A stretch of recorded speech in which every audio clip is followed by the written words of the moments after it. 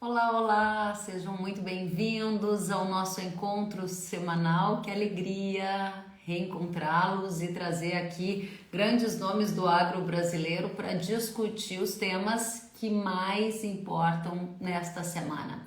Entre os assuntos mais votados por vocês apareceram riscos de geadas, tendências para preços de milho e tendências para o mercado de fertilizante. Para atender a cada uma dessas demandas e a todos os votos que vocês foram lá e registraram, estão aqui hoje três profissionais super conceituados do agro brasileiro para esse bate-papo que vai começar daqui a pouquinho. Daqui a pouco eu já vou chamar os nossos convidados e claro que antes eu quero dizer que eu recebi de vocês várias mensagens, especialmente reportando a ocorrência ou não de geada. Dentre todas as mensagens que recebi, felizmente o frio chegou, mas a geada passou longe das produções de café e de milho daqueles grupos que me reportaram a situação.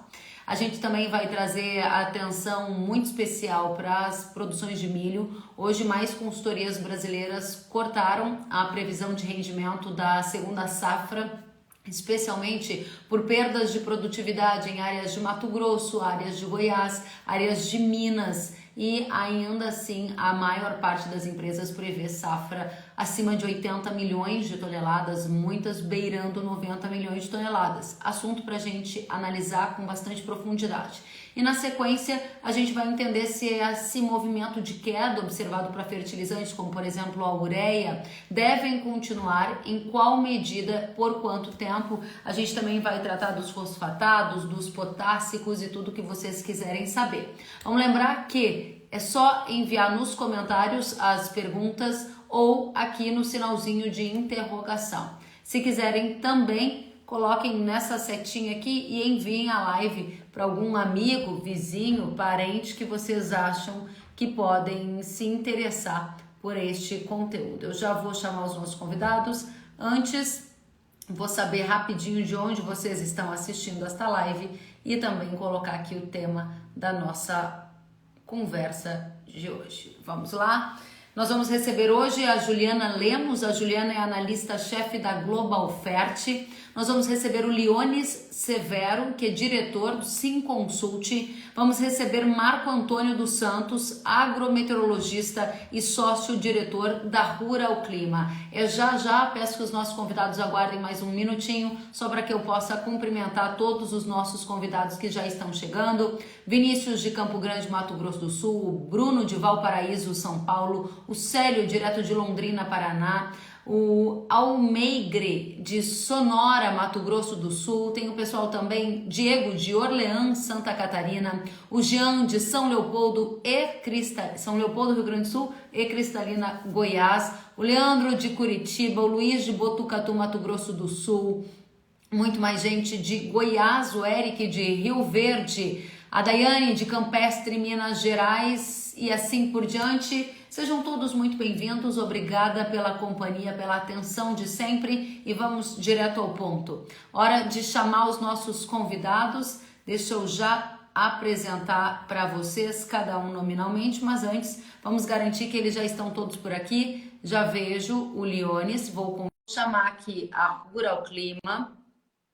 vamos ver, Rural Clima, um minutinho, gente, convidando o Marco Antônio Rural Clima e a Global Fert. Vamos lá. Leone, seja muito bem-vindo. Como você está? Bem, Kelly, muito bem, muito obrigado pelo convite. É sempre um prazer falar com você. Muito obrigada. Para mim também. Sabe, Leones, que essa semana, agora que passou, eu estava em uma palestra. Olá, Juliana, seja muito bem-vinda. Boa noite.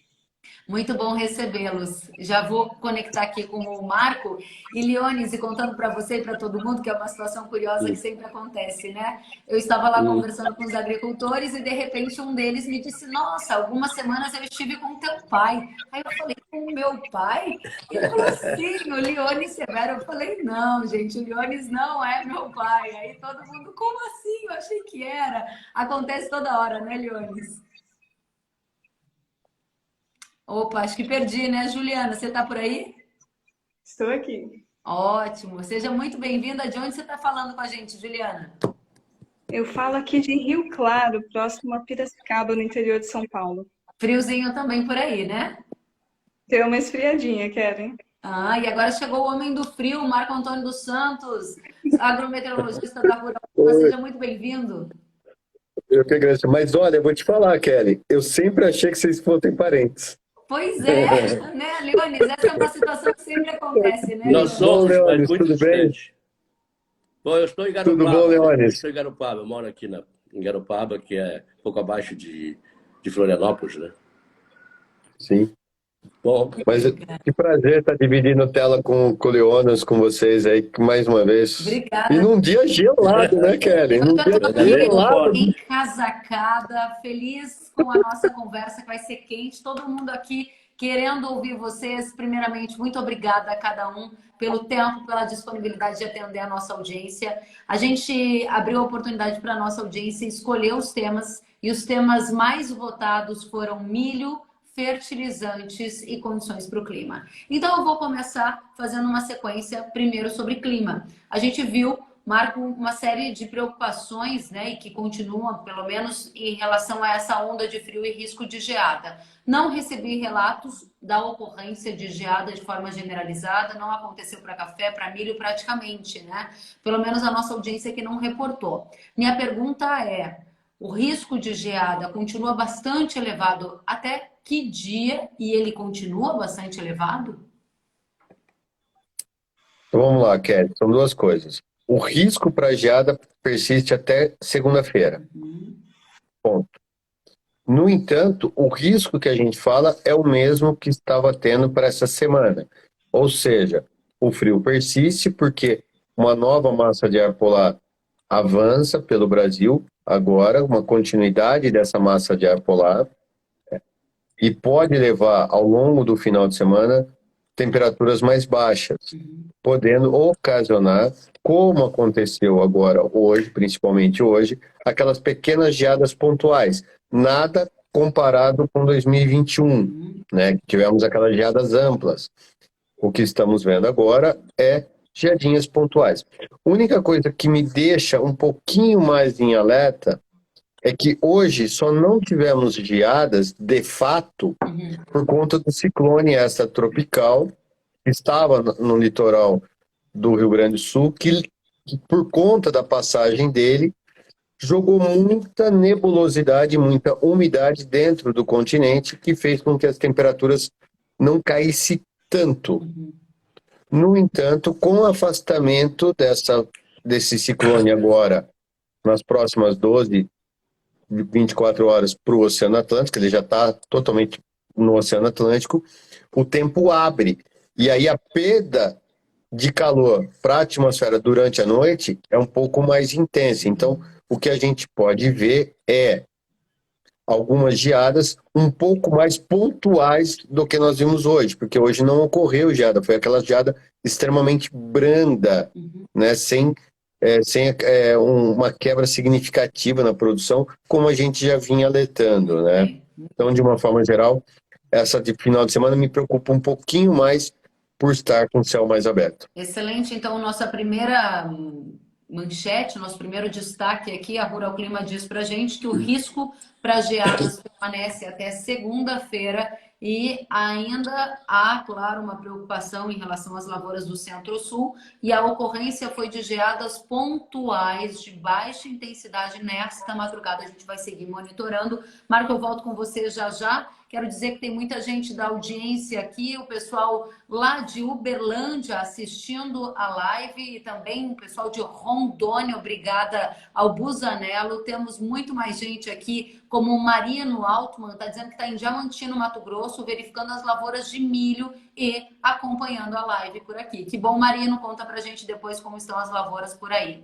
Leone Severo, para você a pergunta: qual é a sua expectativa de impacto desta onda de frio em relação ao potencial produtivo da segunda safra de milho no Brasil? E você está com expectativa de uma safra farta? Ao redor de quanto? Bom, Kelly, eu não faço muitas previsões, né? Não é exatamente a a minha função, mas eu tenho expectativa que a gente possa produzir ainda uns 114 milhões de toneladas. E o Brasil não pode perder essa safra, porque o mundo precisa desse milho. Já perdemos no ano passado, perdemos a primeira safra, e tem esse problema todo. E o Brasil é um dos maiores consumidores do mundo de milho, não é? 72 milhões de toneladas, que o mercado interno é muito forte. Todo mundo esquece que o Brasil é o sexto país do mundo, concorrendo pelo quarto lugar com o Paquistão e a Indonésia, e o pessoal esquece da pujança do nosso mercado doméstico, até porque somos grandes exportadores de proteína animal também, não é? Então, nós precisamos desse milho. O milho tem um valor imenso e um destaque muito forte no mercado interno, e, naturalmente, que isso precisamos de uma safra cheia e eu espero que a gente consiga. Se essa safra que você espera que a gente tenha farta, assim como todos nós, né, tanto pela cadeia dos agricultores, produtores mundiais, diante desse cenário de inflação de alimentos ao redor do mundo, a minha pergunta é: qual a tendência de preço para o milho diante do contexto global? Bom, no contexto global, todas as agrícolas vão continuar subindo, porque ainda não aconteceu o fato, né? Vamos dizer, existe a causa e o efeito. Nós tivemos as causas, que foram as perdas de safras ao redor do mundo, não é? E a consequência, que é o efeito, não é? É quando faltar esse produto que não foi produzido, que ainda não aconteceu nem na América do Sul, da perda da América do Sul, e tampouco da Ucrânia, que recém está na guerra e ainda não se tem esse resultado. Então, faz muita... Por exemplo, o trigo, as três irmãs se acompanham, né, simultaneamente no preço. Elas concorrem em conteúdos que se substituem e concorrem também na área de plantio, que a área de plantio de cultivo no mundo está virtualmente esgotada. Então, nós temos essa expectativa que o Brasil possa ter uma boa safra para atender as necessidades internas e também seja um grande exportador, já que a Ucrânia é um grande desfalque no mercado mundial, não é? Até a Argentina também está com problema. Por exemplo, o trigo, que é um dos maiores concorrentes da soja e do milho, ontem o governo chinês ele proibiu os fazendeiros de cortar o trigo para silagem e proibiu também o uso do trigo para rações. Quer dizer, a gente está vendo movimentos no mundo que estão indicando que essa escassez, que eu chamo escassez soberana, ela é muito abrangente, muito maior do que a crise que nós vivemos em 1973, 1974, que eu ainda estava lá. Ou seja, os fundamentos são sólidos para soja, para milho e para trigo, só para a gente citar esses três alimentos, diante de quebras de safras e de uma demanda que é ainda contínua e alta ao redor do mundo, Leones. Você pode colocar aí a cevada, o sorgo, o algodão, o açúcar, né? Todos os cultivos agrícolas, né, que são as commodities cultivadas, realmente têm déficit estrondoso, porque elas estão competindo na área. O clima tem sido errático ao redor do mundo. A China colheu sua pior safra de trigo de todos os tempos, né? Hoje também está com problema de clima. A Índia agora também vai proibir a exportação do algodão antes de atender o mercado interno. Nós temos uma série de circunstâncias, até porque os Estados Unidos também têm uma forte quebra no trigo de inverno e com uma grande dificuldade de plantar o trigo de verão. Então, falando no trigo, a gente está falando do milho, da soja e dos outros cultivos, que estão todos em espiral altista e devem continuar, porque essa crise não iniciou agora e tampouco vai terminar logo. Ótimo, então temos mais uma manchete aqui para a nossa audiência. Assim, consulte Leônio Severo, dizendo que este cenário altista para grãos deve continuar em função de todas essas quebras de safra que a gente viu. Os fundamentos são firmes para alimentos para grãos. Obrigada, Leônio. A gente volta com você já já. E aí a gente acompanha aqui a nossa audiência. O Eric Faria está dizendo: o mundo pede mais comida. Como ficará este mercado de grãos com essas restrições se não temos estoques mundiais? Obrigada, Eric. A gente vai trazer as respostas para você já já. Agora, quero saber de você, Juliana. O pessoal quer produzir, quer ampliar, inclusive área, mas encontra preços historicamente altos para fertilizantes, que começaram a ceder agora há algumas semanas. A ureia, especialmente, puxando esse movimento. O que está acontecendo no mercado de fertilizantes? A partir de agora haverá uma tendência de queda, não só para a ureia, mas também para os fosfatados e potássicos? Bom, vamos lá. Realmente, nós observamos uma redução no preço dos fertilizantes. Só na última semana, a ureia apresentou uma queda de 6%. O fertilizante que mais me chama a atenção é o nitrato de amônio, que também apresentou uma queda de quase 30% nessa última semana. E isso, assim, tem muitos fatores envolvidos, é claro. Não quero ser simplista aqui na resposta, mas eu consigo separar em duas situações principais. A primeira, relacionada ao Brasil, tem tudo a ver com o que o Marco, com o que o Leones trouxe sobre o consumo no mercado nacional, né? O produtor tem pensado duas vezes para fazer a adubação, com tantos riscos relacionados a questões climáticas. Então, a relação de troca também, como você disse, o preço do fertilizante nas alturas tem feito o produtor pôr lá na ponta do lápis se vale a pena consumir fertilizantes. Então, no Brasil, a demanda desaquecida fez com que surgissem algumas oportunidades de compras. Nós acompanhamos há 3 semanas atrás o preço já cedendo em algumas regiões do norte do Mato Grosso, né, trazendo aqui também para a região do centro-oeste uma redução. E alguns fatores mais macro também envolvidos no preço dos fertilizantes global. A Rússia terminou o período de maior uso de fertilizantes, ela que além de ser um grande produtor, é um grande consumidor lá para o uso para o trigo, para as outras culturas. Então, com isso, eles conseguem disponibilizar mais produto no mercado. Inclusive, essa queda de preço que eu comentei aqui com vocês foi lá no mercado russo, né? Uma queda de 28% em uma semana. Então, isso mostra que teve realmente uma redução da demanda lá. E como a gente já vem ouvindo já há algum tempo, o Brasil é um grande importador dos fertilizantes da Rússia. Poderemos ver uma disponibilidade melhor e também algumas oportunidades de preço para os fertilizantes de forma geral. A questão aqui, o ponto de atenção é que a gente precisa lembrar que a Rússia continua, né, permanece sancionada economicamente, então todas as compras aí precisariam dos fornecedores serem rublos, o que dificulta um pouco a comercialização. Mas já é uma sinalização, já é algo mais positivo, otimista em relação ao preço dos fertilizantes, saber que pelo menos lá já temos sinais de redução nos preços. Muito bem. Temos uma pergunta aqui para não perder o fio da meada, que é para você, Juliana. A queda dos fertilizantes deve, então, continuar? A expectativa é que os preços realmente tenham uma redução ao longo dos próximos meses. Nós precisamos apenas ficar atentos a alguns fatores-chave. Como vai se comportar a demanda na Índia, né, que é um grande consumidor, que abriu leilões recentemente, como vai se comportar a demanda aqui no Brasil e até mesmo o fator mais impactante neste momento, que é a guerra, né? Como isso vai continuar acontecendo nos próximos meses. Caso se mantenha nessa situação que estamos observando, existe sim uma expectativa de melhora, né, de redução no preço dos fertilizantes.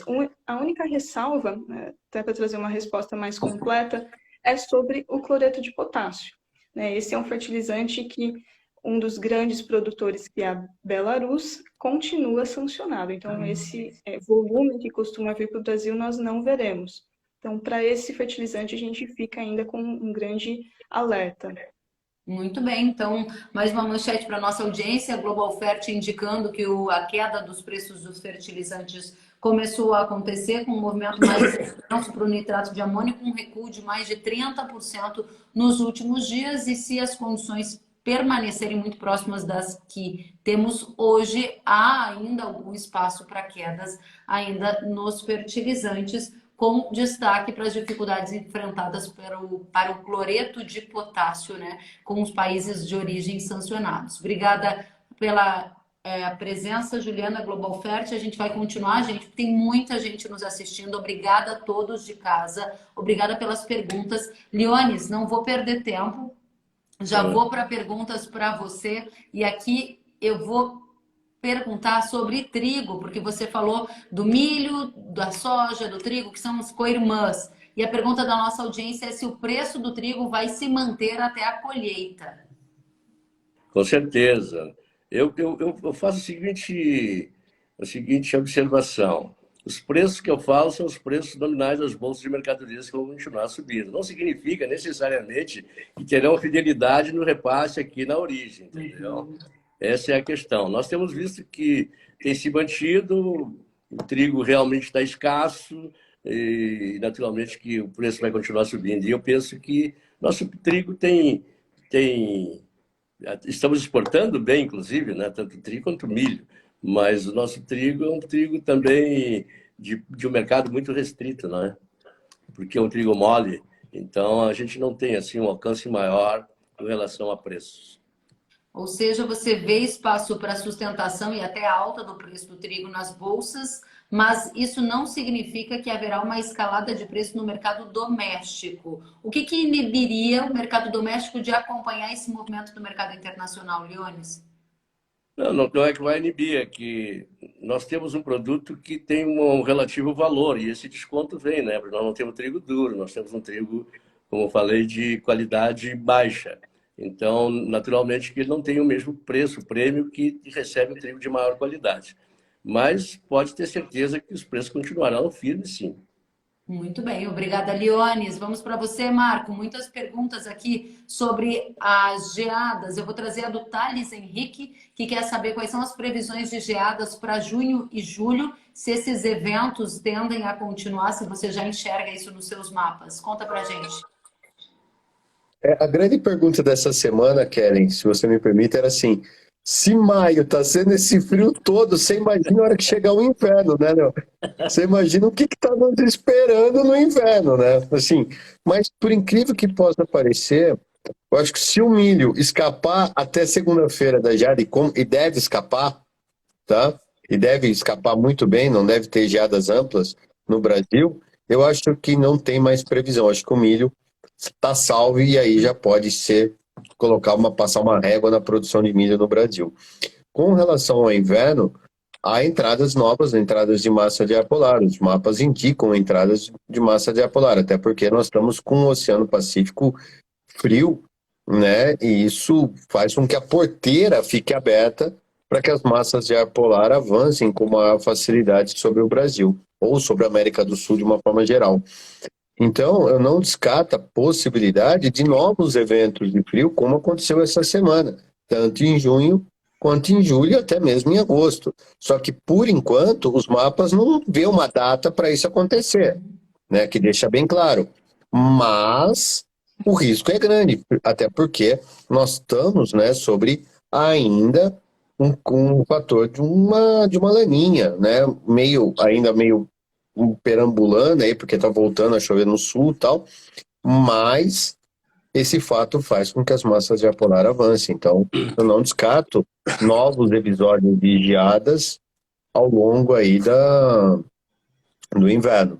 Mas que o inverno não vai ser rigoroso quanto foi 2021, isso não vai ser. Essa é uma das respostas que a nossa audiência estava procurando de você. Mais gente aqui, Marco, vou trazer mais algumas para você. Muita gente do Paraná perguntando sobre as chances de geada. O Leandro Scarpassi diz: tem alguma chance de geada para o oeste do Paraná ainda? Ele está em Tupaci, Rio Grande do Sul, Tupaci, Paraná. O Gabriel Martinec, ele disse alguma previsão de geada à frente aqui para o Paraná? Então, eu gostaria que você respondesse ao pessoal do Paraná neste momento. Olha, lógico que há, porque a massa de ar polar está avançando agora essa semana, uma nova massa, e até com um pouco mais de intensidade do que essa, mas eu acho que o risco é baixo para ao longo dessa semana. Acho que o risco é tão igual quanto a que nós tivemos hoje. Ponto. Ótimo. Agora para frente, lógico que existe o risco,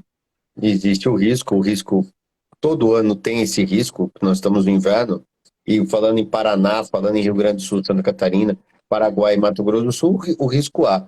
Só que eu acho, particularmente, que esse ano o risco é menor do que em 2021, quando nós tivemos as 3 grandes geadas, né? Então, de uma forma geral, é ficar atento. Os modelos, por enquanto, indicam uma só em julho, né? A próxima grande onda de frio seria no final de junho e início de julho, ali, mais ou menos, nesse período. Né? Então, é ficar atento aí nas ondas de frio. Obrigada, Marco. Pergunta para você, Juliana, da nossa audiência. Qual será o momento ideal para iniciar as compras de fertilizantes para a safrinha 2023? Que você tem observado de movimento de antecipação, Como é que está esse mercado e as tendências? Vamos lá, essa pergunta acho que é uma das mais aguardadas aí de todo mundo, saber qual o momento ideal para fazer essas compras. A gente, inclusive, acompanha, né, auxilia algumas empresas em relação a isso. Nós temos visto agora uma preocupação, ou melhor, uma atenção maior em relação a isso, pensando já na safrinha, com essa virada nos preços dos fertilizantes. Então, os produtores estão começando a voltar a se interessar sobre fertilizantes para a próxima safra. Para esse ano já não tem tanta procura, né? Já estão com as compras praticamente finalizadas. Aí a questão de quando entrar no mercado, você precisa ficar bem atento a todos esses direcionadores que eu comentei com vocês, com os principais consumidores, como está o preço do fertilizante, a relação de troca, e procure ajuda de um profissional que monitora esse mercado, né? Estamos à disposição aí de vocês também. Bom, mas realmente é a hora de começar a prestar atenção no momento de compra para a próxima safra. Juliana, eu vi nestes últimos dias que houve uma melhora na relação de troca. Claro, o fertilizante de um lado caiu, o milho também está com preços um pouco mais sustentados e isso fez com que fossem necessárias menos sacas de milho para comprar a mesma quantidade de fertilizante do que a gente via há algumas semanas. Nos seus mapas, você consegue adiantar para a gente se esse movimento é uma tendência? E se mais agricultores fecharam negócios nos últimos dias em decorrência dessa melhora na relação de troca? Certo, não houve uma grande busca, por enquanto, por compra de fertilizantes neste momento, porque acabou de melhorar essa relação de troca. Mas sim, é uma tendência, né? Com toda essa situação que o Leones trouxe para a gente, de preço que deve fortalecer, né, o preço das commodities, e com essa expectativa de uma redução no preço dos fertilizantes, sim, devemos ver uma tendência de melhora nessa relação. Muito bem, obrigada, Juliana. Perguntas para você, Leones, vamos lá. Muita gente aqui da audiência perguntando, vamos a mais uma. A pergunta é: qual a perspectiva para o mercado do milho para os próximos 3 meses em preços por saca? Aí ele quer saber do mercado doméstico, né? Bom, o milho é extremamente dependente do valor do dólar, não é? Então, isso aí é uma. Eu acho que é daí para cima, vai se manter o preço nessa estabilidade. Mercado interno, alguns consumidores já têm dificuldade de pagar esse preço, mas a verdade é que numa escassez soberana não se tem esse controle, não é? Escassez soberana é aquela que os preços podem subir inimaginavelmente, porque não tem o produto. A falta do produto se expressa pelo preço, é o único, não é? E não tem substituto. Hoje, por exemplo, todas as agrícolas estão com déficit, né? Então, nós não temos assim que uma possibilidade de um recuo muito forte nos preços. E vai depender o mercado doméstico do dólar, né? Que é a taxa de juros americana parece que vai ser mais agressiva, segundo o presidente do Fed. E também os juros americanos estão subindo, o dólar index está subindo. Nós temos essa conjuntura toda que indica que os preços em dólares continuarão fortes. E o dólar aqui no Brasil, a China tem desvalorizado muito sua moeda, o iene japonês também. E eu não acho que o real vai resistir muito tempo sem ter mais desvalorização também. Então, você acredita num dólar ainda forte, numa escassez de produto, e esse fator gera, entre outros elementos, uma sustentação com viés altista para o preço do milho em reais por saca nos próximos 3 meses. Sim, seria isso. Muito bem, obrigada, Leones. Vamos adiante, mais perguntas para a nossa audiência. Vamos lá. Aqui nós temos perguntas sobre Estados Unidos, na sequência eu vou trazer, mas eu tinha visto uma pergunta aqui para você, Marco, que é justamente sobre o clima para aqui. Nós temos alguma influência sobre Estados Unidos, sobre o preço do milho, muita gente perguntando, na sequência nós vamos tratar disso. Então, vamos aproveitar essa deixa enquanto eu busco a da safra de verão que eu estava querendo perguntar para você, Marco. E a pergunta é: condições para a safra dos Estados Unidos? Há um atraso na semeadura e eu gostaria de saber se você acha que o clima vai contribuir para uma safra cheia ou a gente pode ter riscos de quebra. O que se enxerga para os norte-americanos? Olha, Keren, o que a gente está vendo a semana que vem, vai vir uma onda de frio muito forte nos Estados Unidos novamente. Essa onda de frio novamente, né, poderá afetar o plantio novamente e agora do milho. Então, a janela do plantio do milho, o Leonas até pode falar um pouco melhor, está se encurtando muito, né, nos Estados Unidos. Então, e com um novo frio vindo, e um frio recorrente até, de uns 10 dias agora, isso pode levar a novos atrasos no plantio, tanto do milho quanto da soja. E com a presença ainda da laninha, o verão norte-americano poderá ser marcado com chuvas irregulares. Então, de uma forma geral, eu não acredito que a produção nos Estados Unidos seja cheia, né, com um clima extremamente favorável. Porém, também não acredito numa quebra como foi lá em 2012, que o clima foi totalmente adverso. O que eu vejo é grandes oportunidades. O clima vai trazer grandes oportunidades de negócio para o produtor brasileiro, né? São aqueles grandes sustos que vai acontecer. Os modelos não estão enxergando para os próximos 10, 15 dias chuvas. O mercado né, precifica isso. Depois passa alguns dias, começa a aparecer, ele devolve um pouco. Então isso pode acontecer, mas que a safra não vai ser cheia, não vai ser. Muito bem, muito obrigada, Marco, pela resposta. Daqui a pouco a gente volta com a pergunta sobre a safra verão. Vamos agora a você, Juliana, pergunta do Fred Frantzen. Vai ter fertilizante para quem ainda não comprou, tanto para a soja 22-23 quanto para cana-de-açúcar? Bom, para cana é o que está mais em cima, né? Já estamos na adubação de cana-soca, que vai bastante nitrogenado, bastante potássico. Existe uma indisponibilidade no momento de alguns fertilizantes, então do nitrato de amônio que eu comentei lá no início, aqui no Brasil é difícil de encontrar hoje esse produto no mercado. A expectativa para os próximos meses é que isso melhore. A questão mais importante aqui é se os fornecedores conseguirão de fato trazer um produto russo. Isso traria uma maior tranquilidade aqui para a gente, deixaria o mercado mais confortável em termos de oferta. Para 22, 23, já tem uma expectativa mais positiva. Tem empresas aumentando sua capacidade, tem ureia da Bolívia, por exemplo, que lá eles também planejam aumentar a capacidade, então isso deve trazer uma maior oferta aqui para o mercado nacional. Mas para já ainda existe essa situação desconfortável em relação à oferta de produtos. Muito bem, muito obrigada, Juliana. Respondendo a pergunta da nossa audiência, vamos em frente. Temos aqui participações do pessoal perguntando muito sobre Estados Unidos, Leones, então vamos para os Estados Unidos. O Roberto Pereira Júnior diz: o atraso da safra nos Estados Unidos e os modelos apresentando condições ruins do clima podem puxar o milho para cima? Sim.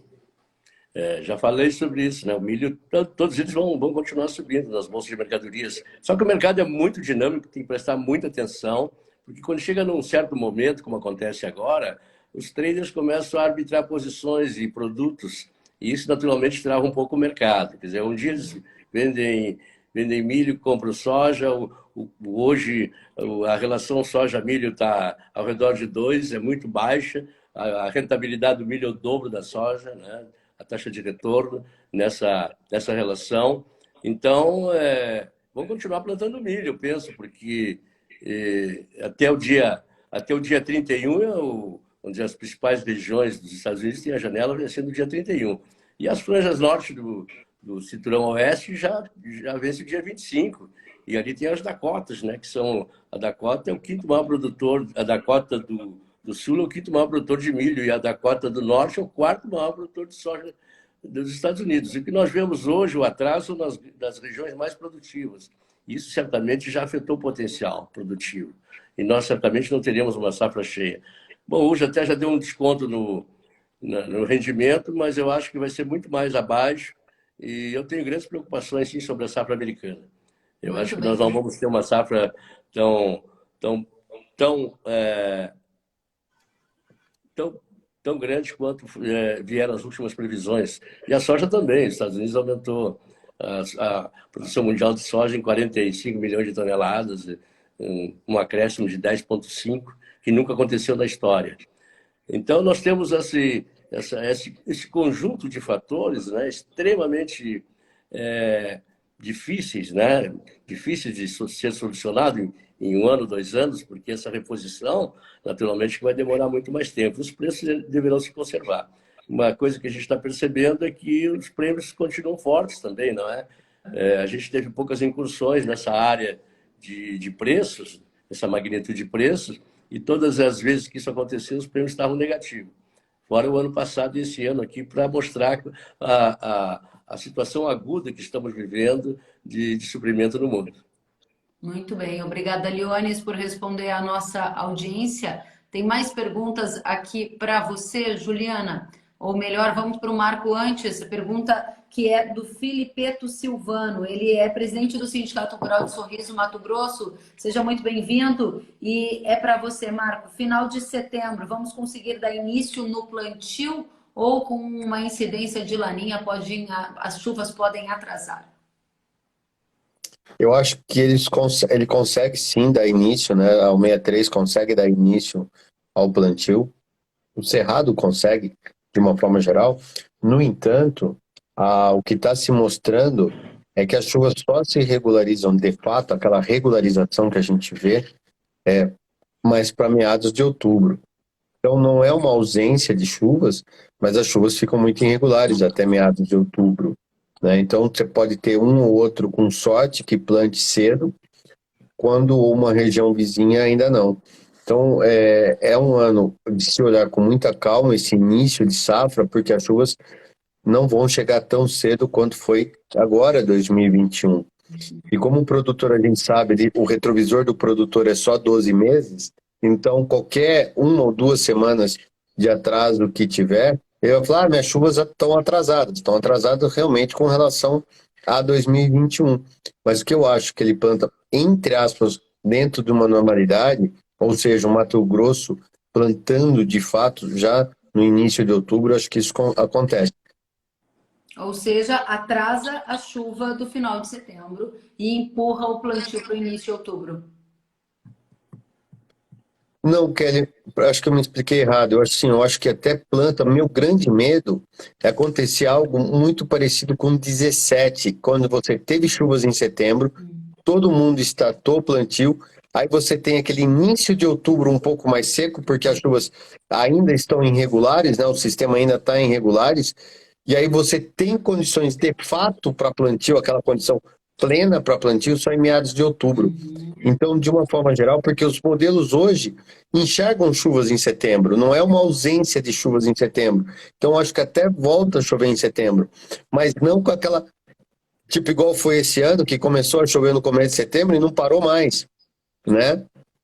Então, eu acho que as chuvas vão ficando muito irregulares e o plantio vai andando meio de lado até meados de outubro. Muito bem. Obrigada, Marco, pelos esclarecimentos. Isso, Pois não. isso pode atrapalhar não a soja, mas pode atrapalhar a segunda safra, né?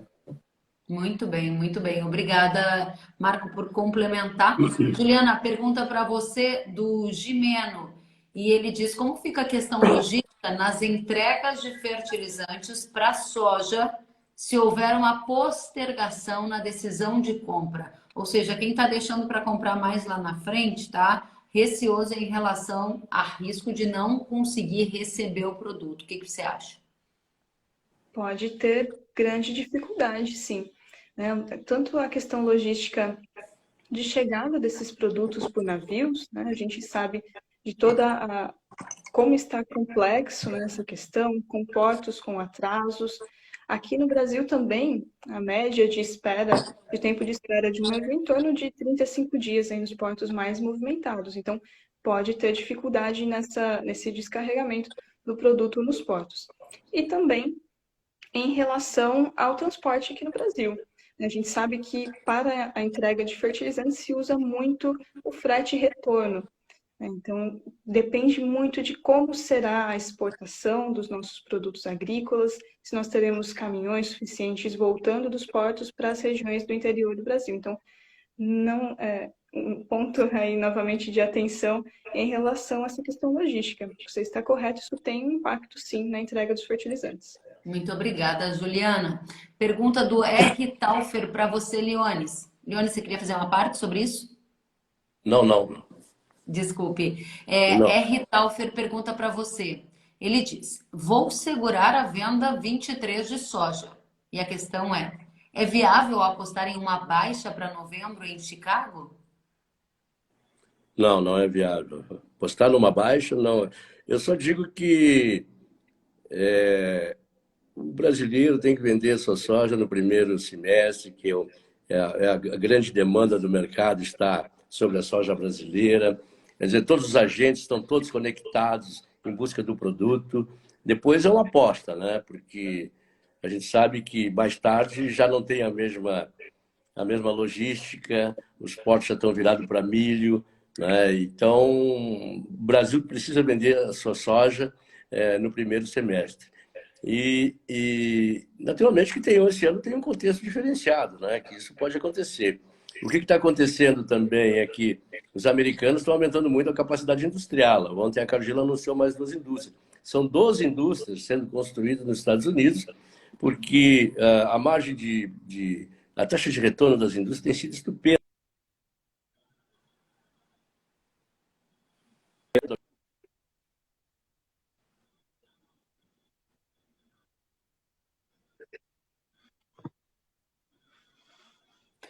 Leonis, acho que a gente teve uma pequena dificuldade em ouvir com clareza a É, sua última frase. Se você foi. puder repetir.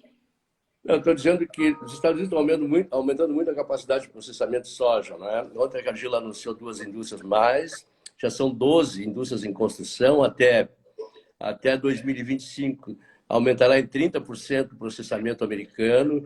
Isso naturalmente irá beneficiar o Brasil. O processamento hoje, que são 62 milhões de toneladas a capacidade estática, passará para 70 milhões de toneladas, 72 milhões de toneladas. Claro que vai diminuir bastante a exportação americana, até porque não tem mais crescimento de produção, porque a área está completamente esgotada, né, as áreas de cultivo americana. Então, nós seremos muito privilegiados nessa condição futura, né, que isso agrega naturalmente mais valor à soja brasileira e a nossa demanda fica mais, vamos dizer assim, mais frequente durante todo o período, durante todo o ano. Eu quero lembrar também que o mundo importa 15 milhões de toneladas por mês. Então, não se pode perder essas etapas de consumo, porque o consumo deixa de consumir hoje, ele não vai consumir o dobro amanhã. Então, nós temos toda essa dinâmica do mercado que precisa ser compreendida, né? Porque ficar esperando com a soja, o pessoal não percebe que, às vezes, perde etapas do consumo. E o consumo é muito dinâmico também, ele se estende aonde pode conseguir o suprimento. Então, nós temos que focar dentro dessa parcimônia. Se o consumo é parcimonioso, nós também devemos ser parcimoniosos na escalada de vendas, entendeu? Não sei se eu respondi a pergunta, mas é isso aí. Muito bem, respondeu sim, Leones, muito obrigada. Marcos, muita pergunta aqui chegando. A pergunta do Deimar é como vai ficar o clima para o início do plantio do milho verão para o sul, Santa Catarina, Rio Grande do Sul, entre final de agosto a setembro? Alguma previsão que você já possa adiantar para a gente? Eu acho que é um ano. Eu estava até conversando isso hoje com alguns clientes do Rio Grande do Sul. Meu grande medo para o Rio Grande do Sul é um novembro novamente seco, né? Não é nem o início do plantio. Acho que as condições vão estar boas para novembro e setembro. Desculpa, agosto e setembro. Meu grande receio é, caso a laninha persista um pouquinho, ela demore um pouquinho mais para ir embora, você pode ter um novembro um pouco mais seco, como foi esse último ano, né, ou anos anteriores, porque as chuvas consolidam totalmente na região do Cerrado e as frentes passam muito rápido pelo sul. Então, tomar um pouco de cuidado. E eu acho que é um ano onde que o produtor, eu vou falar isso, muito produtor não vai gostar, mas talvez é um ano de se apostar num plantio de milho um pouco mais tarde esse ano para tentar fugir dessas ondas de um novembro mais seco. O grande problema é de quando você planta o milho mais tarde, você quebra um pouco aquela coisa da soja safrinha, né? Então, como que aconteceu esse ano, que muito produtor do Rio Grande está tendo lucros bons com a soja segunda safra, né, Leonas? Muito Vocês Sim. né?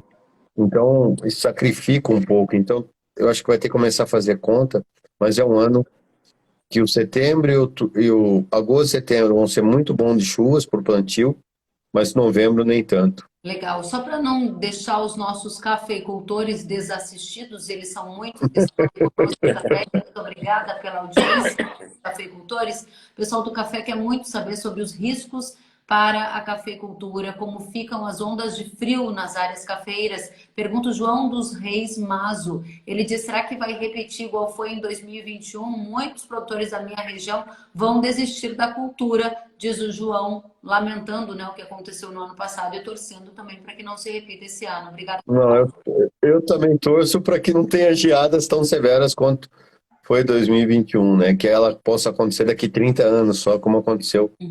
Foi o intervalo entre as geadas. Mas o que eu vejo é um ano que o risco é grande, como todo ano é, né? Por enquanto, nada que possa trazer grandes alarmes nesse curto prazo aí, mas a gente vê ondas de frio chegando em julho novamente. Se elas vão atingir as regiões cafeeiras, é um outro assunto para a gente conversar mais perto dos episódios como dessa semana. Mas você disse para o milho que a chance de geadas era baixa, né, em relação à abrangência. Mas é baixa. Para o milho. Também? É que para o café, porque você joga o café para julho e agosto também, né? Você tem junho, você tem julho, né? Estou perguntando para essa semana, Marco. Não, essa semana não. Essa semana tá totalmente. Não. Desculpa, acho que eu entendi errado, Kelly. Mil desculpas. Imagina, se Essa semana não. Eu que coloquei mais uma pergunta no balaio. Não, tá. Então essa semana não. Show. Muito bem. Obrigada, Marco. Vamos pergunta para Juliana. Lucas Vargas quer saber: os fertilizantes podem voltar a patamares do ano passado, Juliana? Ou seja, aquela escalada que a gente viu? Bom, no ano passado nós vimos preços no início do ano não tão altos. Juliana, deixa eu te interromper porque eu fiz a pergunta errada. O Lucas pergunta dos anos passados, ou seja, antes da escalada, né? Então, tá bom. Bom, se você, Lucas, está esperando que os preços cheguem ali próximos ao de 2020, quando os fertilizantes chegaram próximos ao custo de produção, é claro que é possível, mas é pouco provável neste momento, tá? Para isso acontecer, precisaríamos de uma demanda praticamente nula no mercado, né, que os preços das matérias-primas também caíssem muito. É pouco provável que isso aconteça num curto ou médio prazo.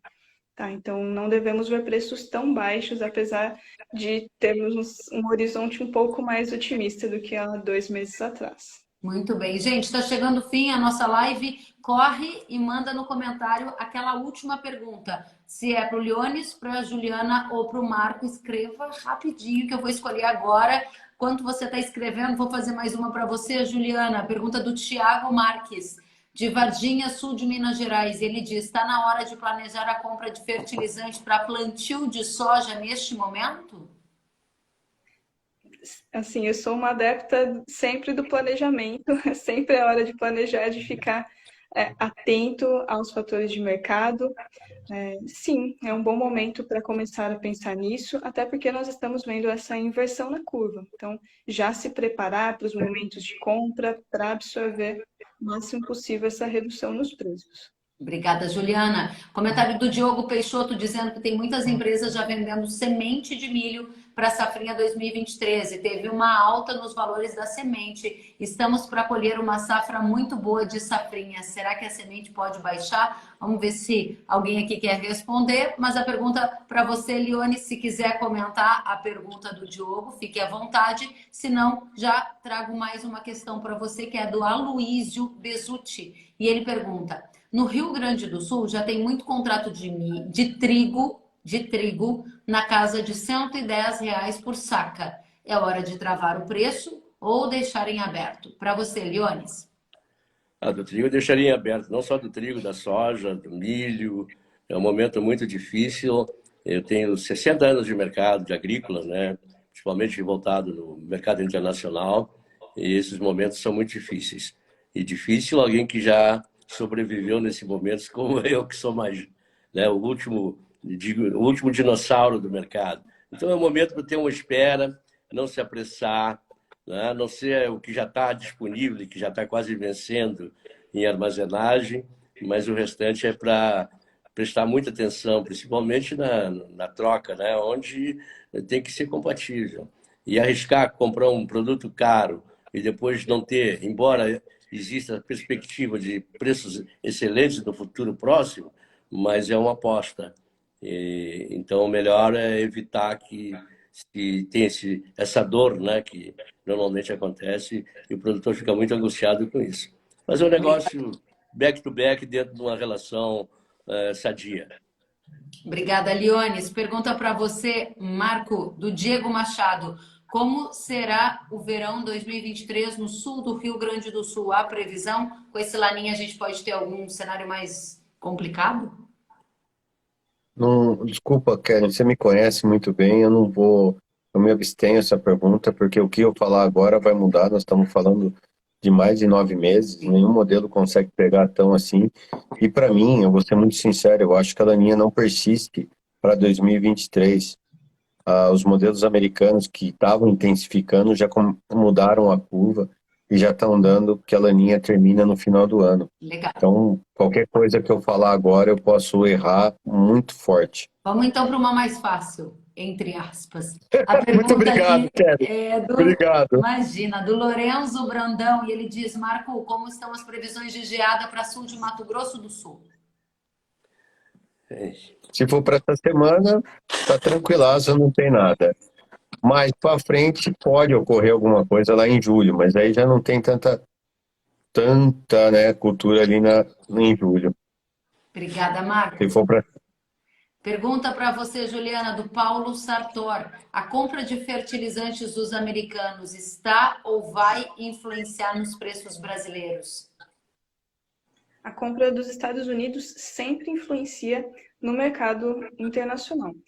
O momento que eles mais compram fertilizantes é mais no início do ano, no primeiro trimestre, e isso não aconteceu da forma como nos anos anteriores. Então, acabou não contribuindo aí para uma maior demanda global de fertilizantes. Não devemos ver compras tão fortes ainda este ano, tá, dos Estados Unidos. Já passou assim o período que eles mais costumam comprar. Legal, obrigada, Juliana. E eu quero dizer para vocês que o pessoal adorou esse encontro. A Cris Ellen Busanel está dizendo que essa live foi chique demais, diz ela.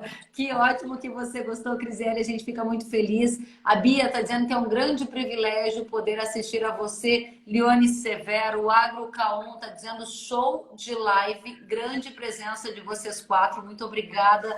João Paulo Vieira está dizendo parabéns pelas informações.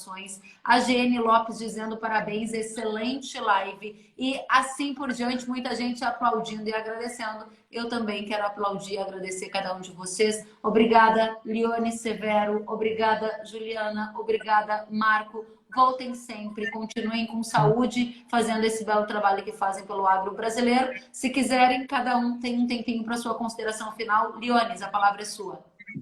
Bom, Kelly, eu agradeço também essa manifestação dos vossos assinantes e foi um prazer estar com você, com a Juliana e com o Marco Antônio. E foi um momento bem agradável e eu gostaria que se repetisse muitas vezes. Muitas felicidades, sucesso a vocês todos. Obrigada, Liones. Volte sempre, um privilégio recebê-lo. Marco? Kellen, eu só tenho que agradecer e falar que quando a coisa é boa, passa rápido. Eu nem vi essa live passar para mim, porque deu 10 minutos só de live. Então, com esse time aí, não tenho o que falar. Eu só fico honrado cada vez do seu convite. Muito obrigado e conte sempre com a gente aqui. Obrigada da mesma forma, Juliana. Pessoal, foi muito gostoso ter esse momento aqui com vocês. Agradeço também o convite. E tem um convite para vocês, né? No finalzinho desse mês, o Global Fert lança a sua publicação sobre o fertilizantes. Então, é gratuito. Fiquem à vontade para espiar lá no nosso site. Legal, vamos entrar em contato para a gente espalhar mais informação por aí. Gente, obrigada a todos que estão aqui. O RP Souza está agradecendo por dedicar o tempo de vocês a trazer informações. O João está dizendo parabéns, foi muito bom, que ótimo time. O Bruno diz que já está esperando a próxima. O Osmar está dizendo que foi muito especial. O Stefanello está dizendo que somos gratos a estas lendas. Muito obrigada. O Dirley dizendo que foi top, excelente. Esclarecedor demais, disse a Schneider, grandes profissionais, parabéns, tô só pela próxima e assim por diante. Agradeço demais, se cuidem, fiquem bem. Quem gostou da live pode saber, ela vai imediatamente agora para o feed e para todas as plataformas de podcast para o pessoal ouvir. Leone, você ia fazer um comentário? Não. Agradecer apenas. Então tá bom. Gente, se cuidem, sintam-se abraçados, fiquem bem, até a próxima. Tchau. Até, tchau. Bye, bye. Tchau.